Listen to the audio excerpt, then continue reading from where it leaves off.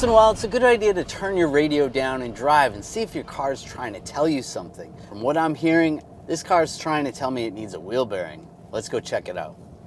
When you're trying to find out which side the wheel bearing noise is coming from, you want to have the vehicle up in the air. You can give the tire a shake, have your hand at 12 and 6. If there's any play there, that's probably coming from the wheel bearing. This vehicle, it's pretty tight, so what we're going to do is give it a spin. Because we have a coil spring, you're going to put your hand on the coil spring. The vibrations from the wheel bearing actually are enhanced by the coil spring, and you can actually feel it. And then if you compare that to the other side, there's no vibration coming from that spring. So we know it's coming from this side. We got our new wheel bearing and hub assembly from 1AAuto.com. Do you know what the biggest mistake people make when installing these? Leave a comment below. We'll tell you at the end. Now you don't want to ignore this and just turn your music up, or you're going to end up causing more damage down the road. The wheel bearing itself is going to end up with more play. This part's attached to the knuckle, this part's attached to the rotor. You're going to cause premature brake wear or uneven brake wear. That's going to cost you more money in the long run. So make sure you go ahead and replace this.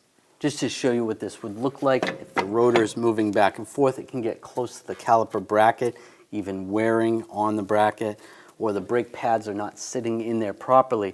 That can give you a funny brake pedal feel. It's not going to be good.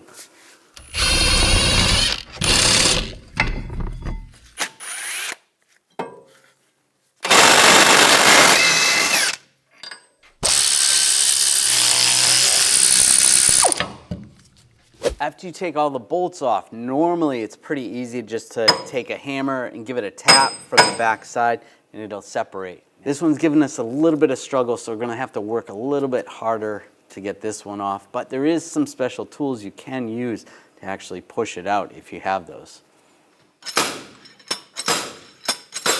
There we go. That separated the hub from the bearing, so you can actually see the ball bearings in there. We're still going to have to get this piece off before we can put the new one on.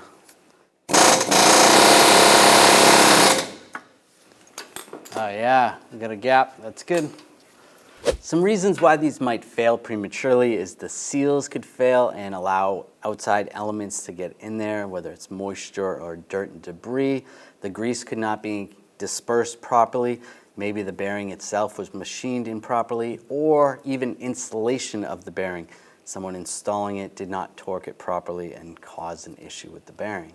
Now it is a mechanical component, so it is going to naturally wear out over time, but there is some other influences that you have that could cause these to wear out faster, such as aggressive driving or hitting potholes and curbs could damage the internals.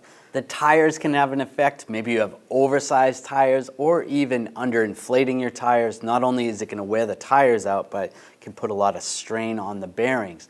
All these things are things that you can control to prevent premature wear on your bearings. Something you can't control is the weather or the location where you are in the country. If you have extreme temperature changes, that could cause some issues internally in the bearing. You could get moisture, and that's going to cause them to wear out quicker. This is definitely something you can do in your driveway. It's not going to require any specialty tools, and you can save yourself a lot of money. You can use the 1A Auto app to help you diagnose your vehicle, order your parts, and watch videos to help you with your installs. Let's go install this. You can get the bolts started from the back side. You want to tighten those down and torque those to spec. Get the axle through. For our case, we're going to put the ball joint in and tighten those nuts down.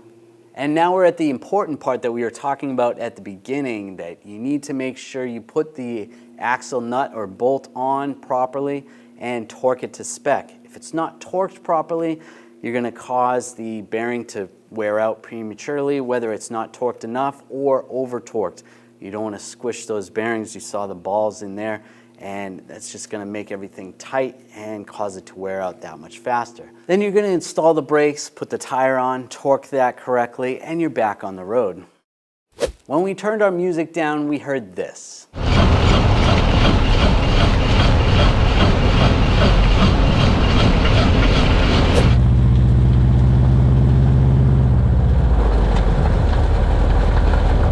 Now everything sounds normal, we can turn the music back up.